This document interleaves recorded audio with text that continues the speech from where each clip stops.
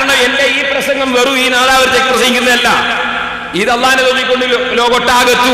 അപ്പൊ എല്ലാവർക്കും ശരിക്കും ബോധ്യപ്പെടണല്ലോ. അയാളെ വേറൊരു ബുക്കായത് അൽ ഇൻസാനുൽ കാമിലാണ്.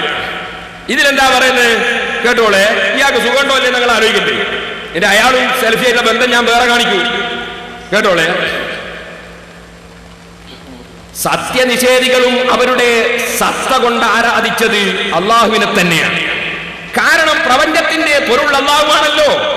ആ സത്യനിഷേധികളുടെ പൊരുളും അവൻ തന്നെ. അവരും പ്രപഞ്ചത്തിന്റെ ഒരു അംശമാണല്ലോ. അവർ തങ്ങൾക്കൊരു രക്ഷിതാവുള്ളതിനെ നിഷേധിച്ചു. കാരണം അവരുടെ പൊരുളാണ് അള്ളാഹു.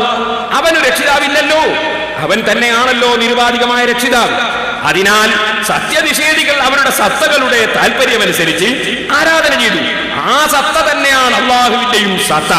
അവരിൽ വിഗ്രഹങ്ങളെ ആരാധിച്ചവർ ഉണ്ട്.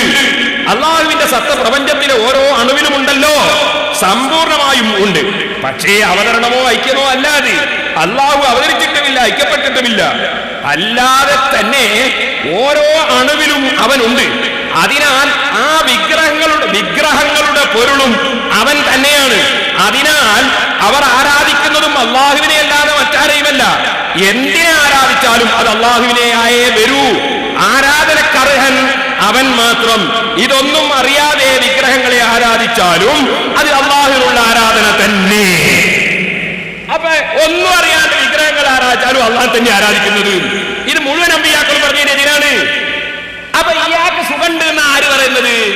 ഇവിടെ നാദാപുരത്ത് വന്നിട്ട് സെലവി പറയുന്നത് ഇയാൾക്ക് ഒരു സൂക്കേടും ഇല്ല. നിങ്ങൾ മനസ്സിലാക്കണം. ചിലപ്പോ നമ്മളെ സുന്നി വോയിസിലോ സിറാജിലോ റിസാലയിലോ ഇയാൾ പിഴച്ച ആളാണെന്നോ ഇയാൾക്ക് സുഖമില്ല എന്നുള്ള വിവരം അറിയാതെ വല്ല പരസ്യവും കണ്ടുപോയാൽ സുന്നികൾ പെട്ടുപോകരുത്. ഇയാള് കാരണം സുന്നി വോയിസ് പരസ്യം സ്വീകരിക്കാൻ അവിടെ ഓഫീസിൽ ഞാനല്ല ഇരിക്കുന്നത്, കാന്തപുര ഉസ്താദല്ല ഇരിക്കുന്നത്. അവിടെ ഇതൊന്നും വായിച്ചു പഠിക്കാത്ത സാധാരണക്കാരാ ജോലിക്കാരുണ്ടാവുക. അപ്പൊ ഇയാളേതെങ്കിലും പുസ്തകത്തിന്റെ പരസ്യം സിറാജിലോ സുന്നി വോയിസിലോ ഇനി വേറെ ഏതെങ്കിലും മാസികയിലോ വന്നാൽ ഞാൻ സുന്നി മുസ്ലിമീങ്ങളോട് പറയുന്നു, ഞാനിത് 10 കൊല്ലം മുമ്പേ തന്നെ പറഞ്ഞതാണ്. പക്ഷേ ഇത്ര പരസ്യമായിട്ടല്ല, കണ്ണൂർ ജില്ലയിൽ വെച്ച് പറഞ്ഞതാ. ഞാനൊരു കാര്യം ഓർമ്മപ്പെടുത്തു, ഇയാൾക്ക് സൂക്കേടാണ്. ഈ സുഖമില്ലാത്ത ഈ മൗലവിയുടെ പുസ്തകങ്ങളാണ് ഈ ഹുസൈൻ സലഫി ഷാർജയിലും മറ്റു പല സ്ഥലത്തും ഇരുന്ന് വായിച്ച് കേൾപ്പിച്ചിട്ട് സുന്നി കുട്ടികളെ മുജാഹിദാക്കാൻ വേണ്ടി ഏറ്റവും കൂടുതൽ ഇതുവരെ ഉപയോഗപ്പെടുത്തിയത്. ഇപ്പൊ നാദാപുരത്ത് സലഫി വന്നത് അള്ളാഹു ചെയ്ത സുന്നികൾക്ക് ചെയ്ത ഏറ്റവും വലിയ അനുഗ്രഹമാണ്. അതുകൊണ്ട് ഈ കാര്യങ്ങൾ ജനങ്ങളെ ബോധ്യപ്പെടുത്താൻ എനിക്ക് അവസരമുണ്ടായി. ഞാൻ പ്രത്യേകിച്ച് നിങ്ങളോട് പറയാം, എന്റെ മാന്യ മുസ്ലിമീങ്ങൾ മനസ്സിലാക്കണം. ഈ KV മുഹമ്മദ് മുസ്ലിയാർ പന്താവൂർ എന്ന് പറയുന്ന ആളും അതേസമയത്ത് ഈ മുജാഹിദുകളും തമ്മിൽ വലിയ ബന്ധമുണ്ട്. അവർ പരസ്പരം ഒത്തിട്ടെടുക്കുന്ന പണികളാണിത്. ഫത്ഹുൽ മുഈനെ നിസ്സാരപ്പെടുത്താനാണ് നേന്ത്രപ്പലക്ക് പൊത എന്ന് പറഞ്ഞത്. അതുപോലെ കോണെടുത്ത് നിസ്കരിക്കാന്ന് പറഞ്ഞു. അത് ഇമാമികളെ നിസ്സാരപ്പെടുത്താനാണ്. അത് മുജാഹിദുകളിൽ അച്ചാരം വാങ്ങിയിട്ട് എഴുതുന്നതാണ്. ഇത് പേരോട് വെറുതെ പറയുന്നതല്ല. ഞാൻ അതിന്റെ തെളിവാണ് കാണിക്കാൻ പോകുന്നത്. മൗലവി പറയുന്നത് പന്താവൂരിന്റെ ടെലിഫോൺ നമ്പർ മുജാഹിദുകളായ എല്ലാവരുടെയും കയ്യിലുണ്ട്. ആരെടുത്താ കയ്യിൽ ടെലിഫോൺ നമ്പർ ഉണ്ടാവുക? ടെലിഫോൺ നമ്പർ ഉണ്ടാവുക ആരെടുത്താ? നിങ്ങൾ ക്രൈം ബ്രാഞ്ചിൽ പോയിട്ടൊന്ന് അന്വേഷിച്ചു നോക്ക്, അല്ലേ വല്ല പോലീസ് ഉദ്യോഗസ്ഥന്മാരോട് ചോദിച്ചു നോക്ക്.